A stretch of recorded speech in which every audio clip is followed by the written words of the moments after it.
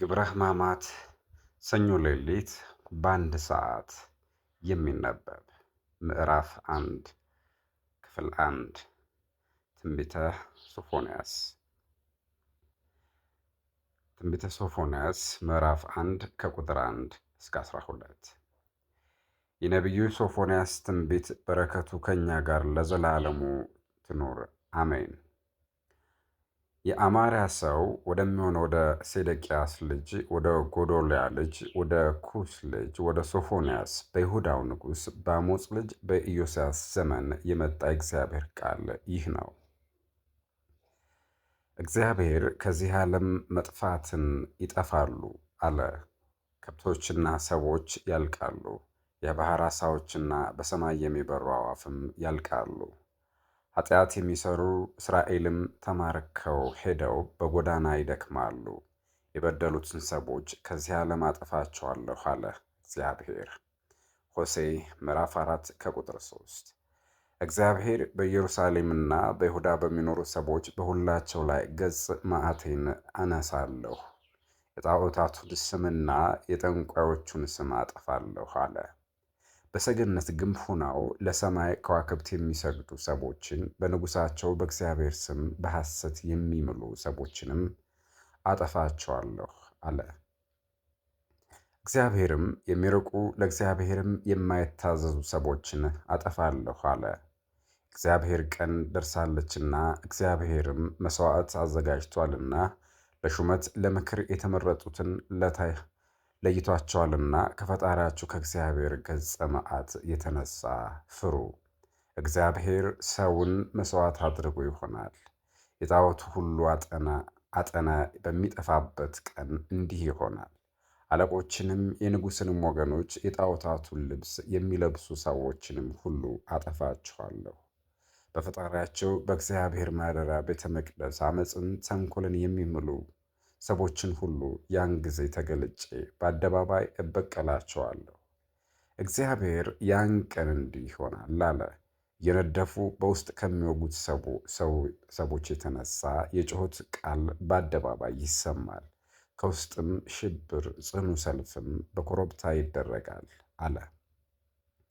እስራኤል ሁሉ የከነዓን ሰዎች መስለዋልና በወርቃቸውም ብዛት የሚታበዩም ሰዎች ጠፍተዋልና ወደ ሰልፉም ወጥታችሁ የተቀመጣችሁ ሰዎች እዘኑ፣ አልቅሱ።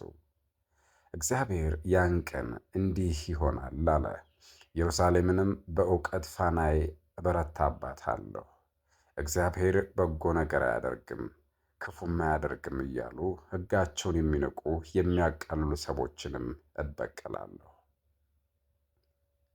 ክፍል 2 የአባቶች ሃይማኖት። የሐዋርያት ደቀ መዝሙራቸውና ተከታያቸው ኤዶም በምትባል ሀገር ኤጲስቆጶስነትን የተሾመ ሄሬኔዎስ እንዲህ አለ። ከዓለም አስቀድሞ የአጥቢያ ኮከብም ሳይፈጠር ከእርሱ የተወለደ ሕሊናው ፍጹም ቃለ እግዚአብሔር እርሱ ነው። ከአብ ከመንፈስ ቅዱስ ጋር ሁሉን የፈጠረ ሰውን የፈጠረ በሥራ ሁሉ ያለ በአበው አለቆች ዘንድ የአበው አለቃ እርሱ ነው። ሕግን በመሥራት ጊዜ ሕግን ወይም ኦሪትን የሠራ እርሱ ነው። በካህናት ዘንድ ሊቀ ካህናት ነው። በነገሥታት ዘንድ የሚገዛ ጌታ እርሱ ነው። በነቢያት አድሮ የሚናገር ነቢይ እርሱ ነው። በመላእክት ዘንድ ንጉሥ እርሱ ነው። በሰው ባሕሪ ሰው የሆነ እርሱ ነው። ከአብ የተወለደ ከባሕሪ አምላክ የተገኘ የባሕሪ አምላክ የዘላለም ንጉሥ እርሱ ነው።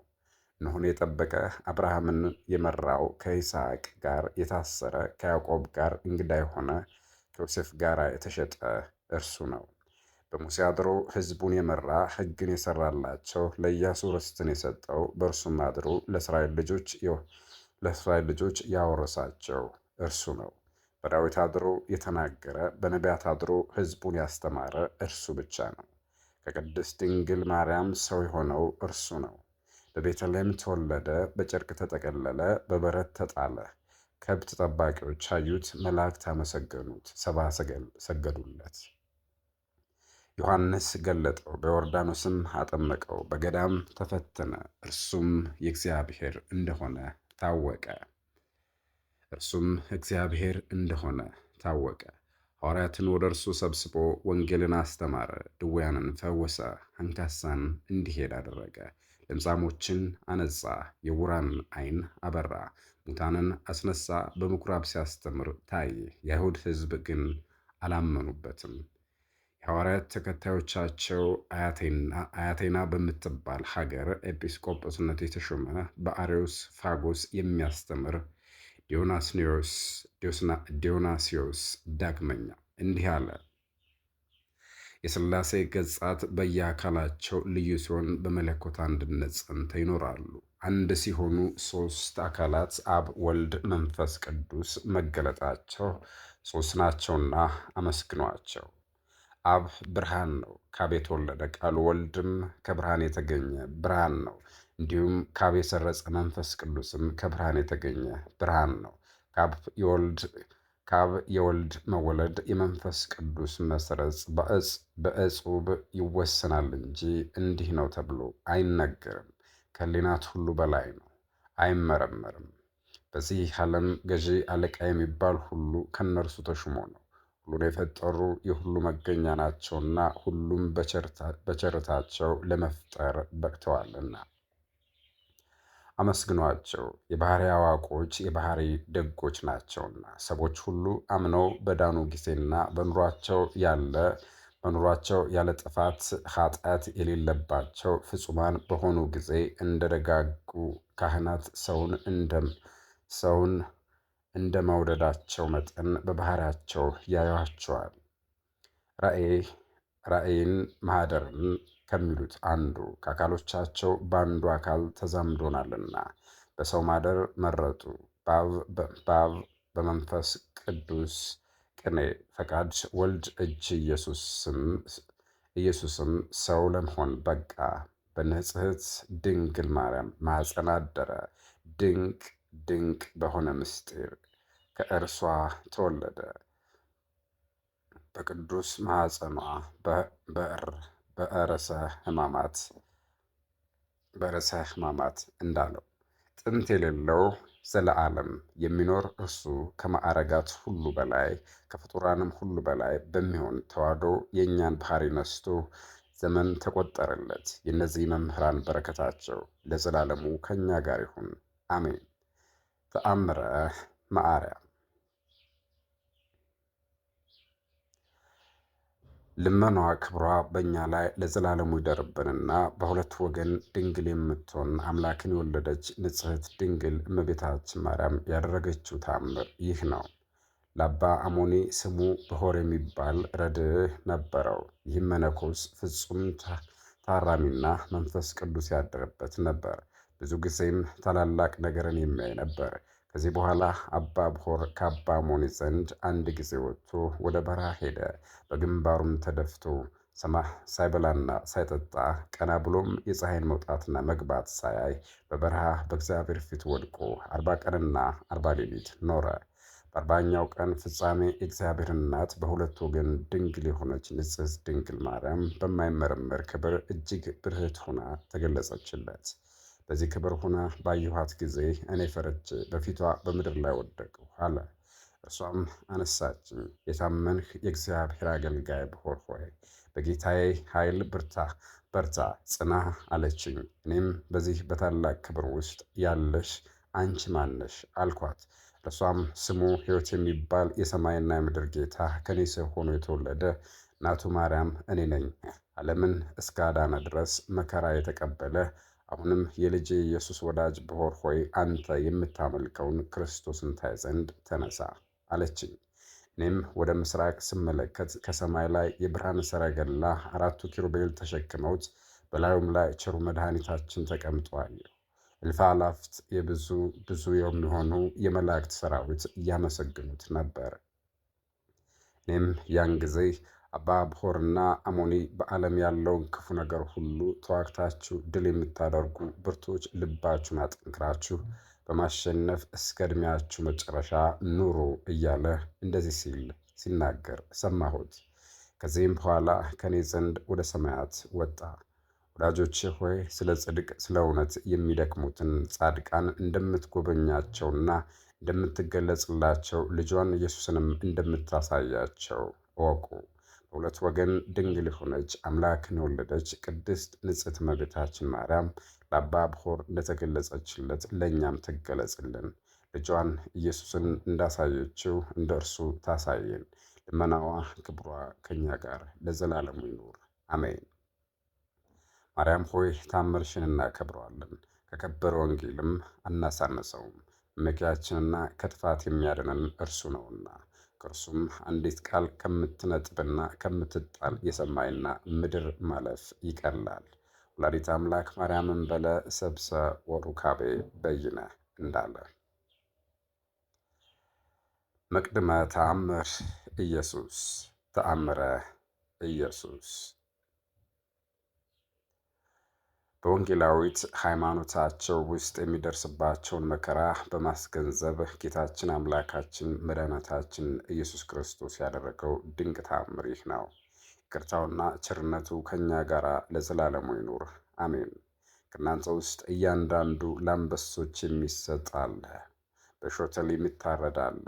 ከእናንተ ውስጥ በመጋዝ የሚተረተር አለ፣ ወደ ጥልቅ ባህርም የሚጣል አለ። በእንጨት ላይ የሚሰቀል አለ፣ በድንጋይ የሚወገር አለ።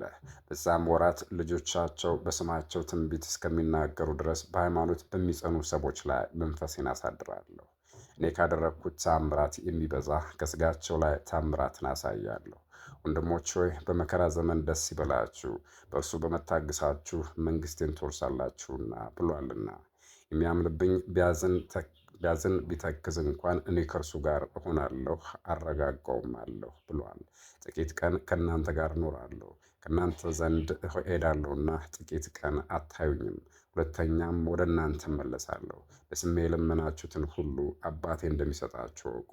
በስሜ ከእናንተ ውስጥ ሁለት ሆነው ቢሰበሰቡ እኔ ሦስተኛ ሆኜ በመካከላቸው እገኛለሁ።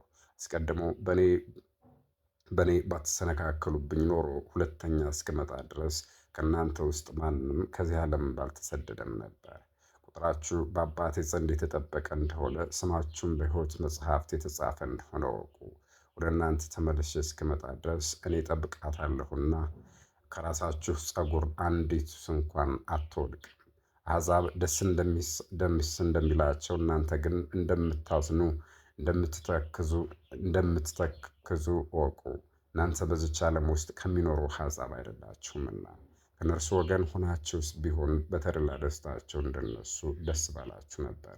ነገር ግን እናንተ ከተዘጋጀላችሁ ከሚመጣው ዓለም ሰዎች ውስጥ ናችሁና እነሆ አዝዣችኋለሁ፣ ጽኑ።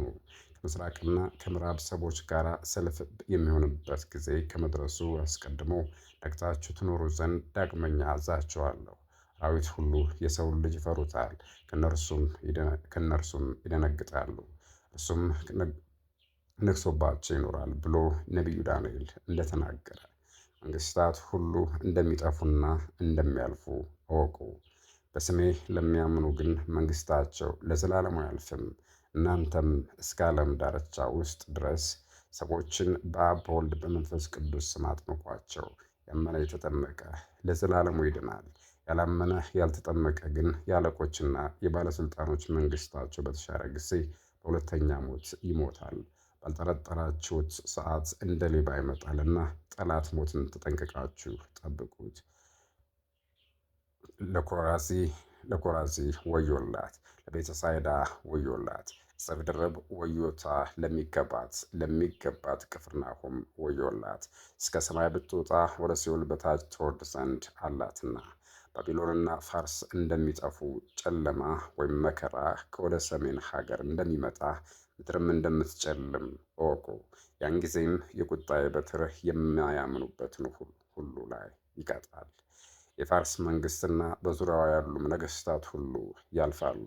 ይቅርታቸውና ቸርነቱ ከእኛ ጋር ለዘላለሙ ይኑር አሜን።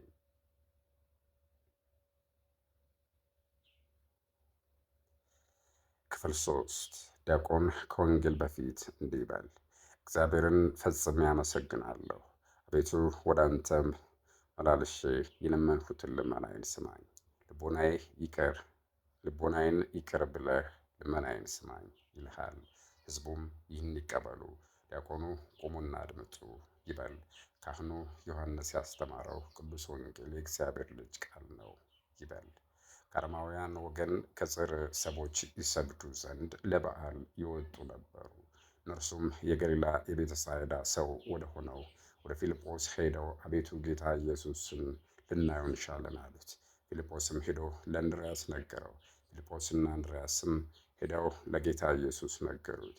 ጌታ ኢየሱስም መልሶ እንዲህ አላቸው፣ አሁን የሰው ልጅ የሚገለጥበት ጊዜ ደረሰ። እውነት እውነት እላችኋለሁ የስንዴ ቅንጣት በምድር ላይ ካልወደቀችና ካልሞተች ብቻዋን ትኖራለች፣ ከሞተች ግን ብዙ ፍሬ ታፈራለች። ሰውነቱን የሚወዳት ይጠላት፣ በዚህ ዓለም ሰውነቱን የጠላትም ለዘላለም ሕይወት ይጠብቃታል። እኔን የሚያገለግለኝ ካለ ይከተለኝ፣ የሚያገለግለኝ እኔ ካለሁበት ከዚያ ይኖራልና፣ እኔን ያገለገለኝንም አባቴ ያከብረዋል። አሁንስ ነፍሴ ታወከችብኝ፣ ግን ምን እላለሁ? አባቴ ከዚች ሰዓት ነፍሴን አድናት። ነገር ግን ስለዚህ መጥቻለሁ፣ ከዚችም ሰዓት ደርሻለሁ። አባት ሆይ ልጅህን ግለጠው፣ ከሰማይም ገልጬልሃለሁ፣ ደግሞም እንደገና እገልጥሃለሁ የሚል ቃል መጣ። ቆመው ይሰሙ የነበሩት ሕዝብ ግን ነጎድጓድ ነው አሉ።